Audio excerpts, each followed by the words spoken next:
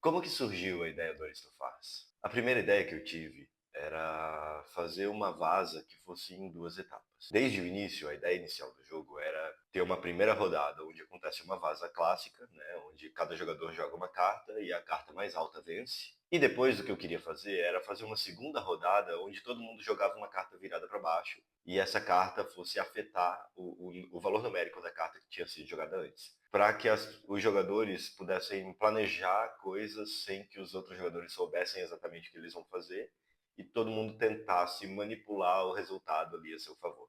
A outra coisa que também existia desde o início era a ideia de que as cartas fossem personagens desse contexto de corte medieval. Então, desde o começo, eu tinha cartas como o Cavaleiro, a Donzela, o Mercador e assim por diante. E aí eu fiz muitos playtests desse jogo de muitas formas diferentes.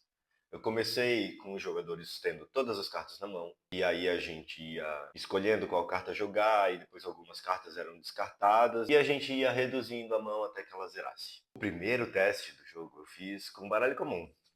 Eu estipulei que o 8 ia ser o Cavaleiro, o 4 ia ser o Donzelo, o 3 ia ser o Bobo da Corte, e assim por diante. E fui fazendo esses testes. Depois eu fui pro Dextros e comecei a planejar as cartinhas de forma bem simples, bem rápida, e eu cheguei nisso aqui, né? Onde eu só tinha a cartinha com o nome dela e o valor numérico e um naipe, né, uma cor para cada família.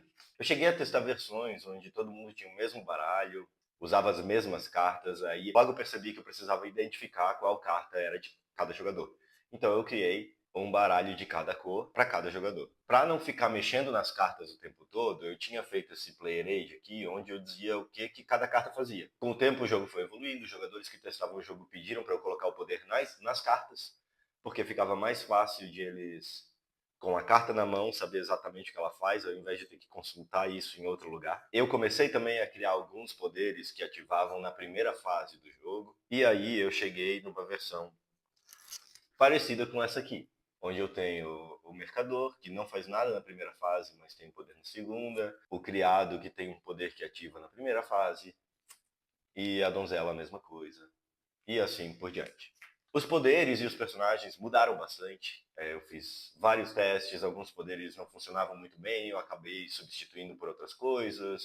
A gente ia tendo ideias novas à medida que ia jogando, então alguns personagens, como o próprio Criado, o Ladino, a Cortesã, tinham outro nome antes e passaram a se chamar assim, e as coisas foram evoluindo naturalmente. Até que eu cheguei na versão final do jogo, quando o jogo já estava rodando relativamente bem, e foi só quando o jogo foi para produção que a gente teve essa ideia de fazer as artes com esses personagenzinhos de animamórficos, assim. O Bobo é maravilhoso.